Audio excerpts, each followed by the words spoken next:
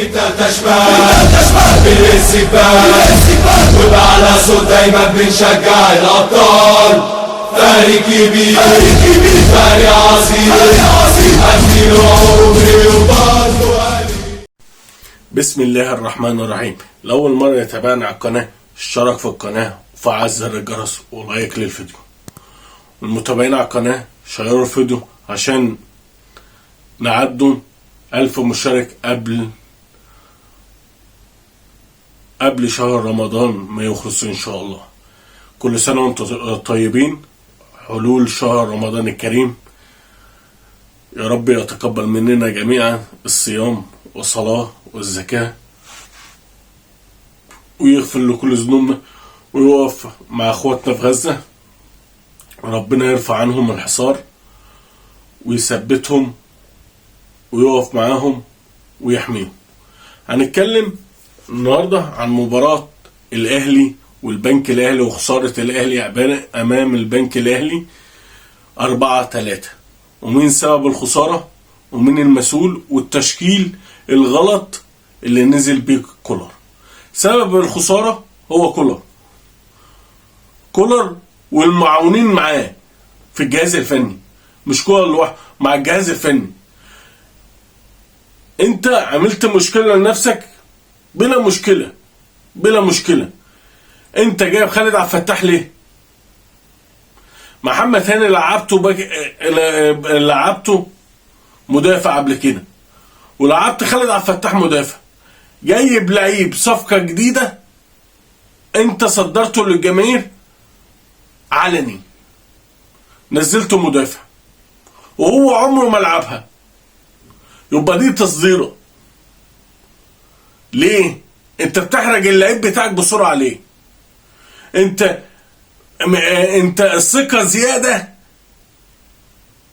زيادة ده انا بحسها. انت مدرب ثقة زيادة. انا العب باي حد واكسب اي حد، مش بعد بطولة، ومش بعد بطولة تعمل الغلطات دي.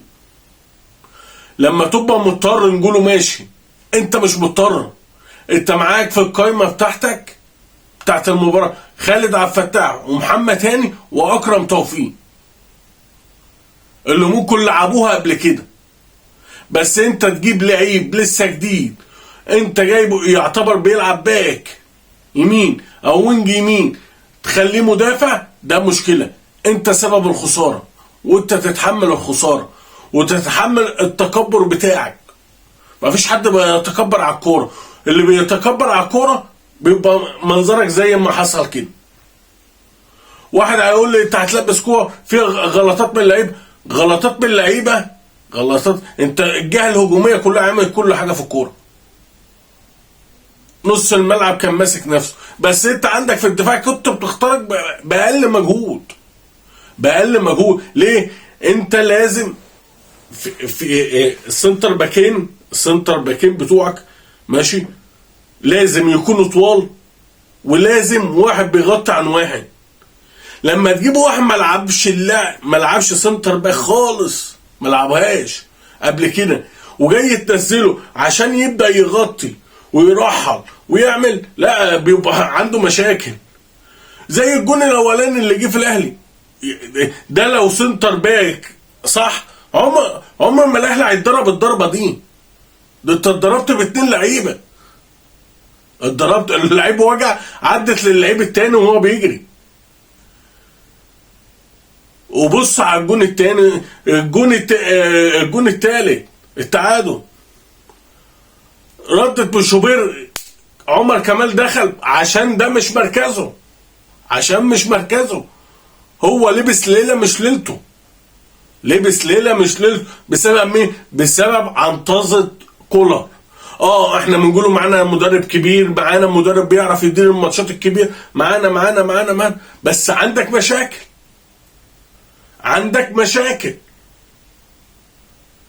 مشاكل بعتها تاني اهو.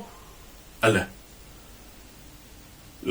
لازم تشوف العناصر وتشوف العناصر اللي هتفيدك.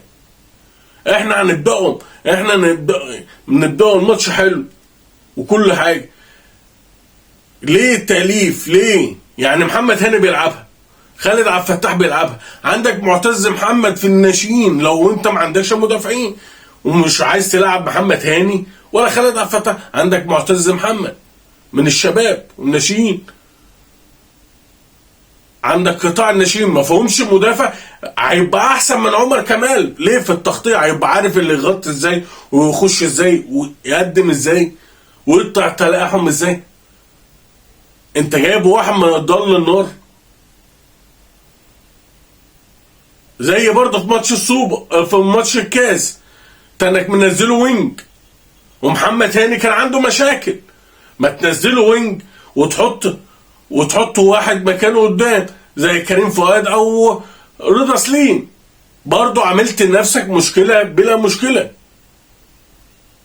انت ضاع منك 3 نقط اهو، 3 نقط.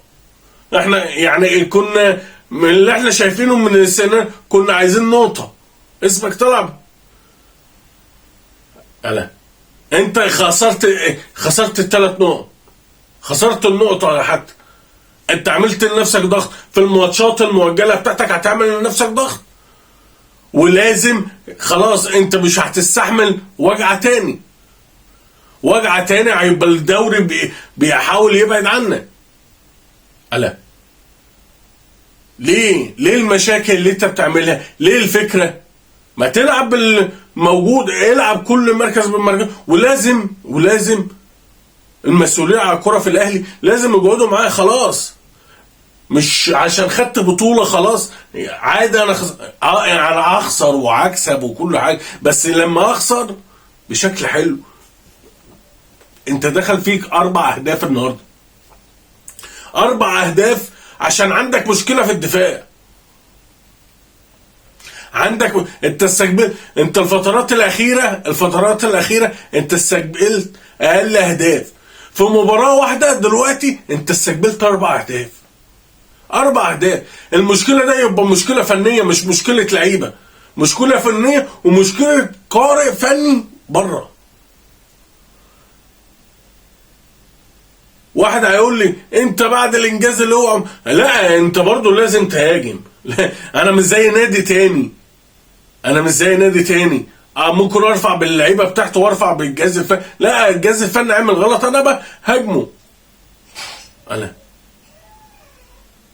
اللعيبه في الهجوم وفي خط النص ادوا اللي عليهم، بس عندك مشاكل في الدفاع. المشكله كانت عمر كمال عبد الواحد، والسبب مين؟ السبب كولر. واللي شفت الاخطاء كلها اخطاء لعيب ما بيلعبش مدافع. وانا الجهاز الفني انا شايف العيب وبرضه ما صلحتش وخليت العيب لحد اخر ثواني. يبقى مين اللي يتحمل الهزيمه؟ كولر ولا اي لعيب في النادي الاهلي. كولر.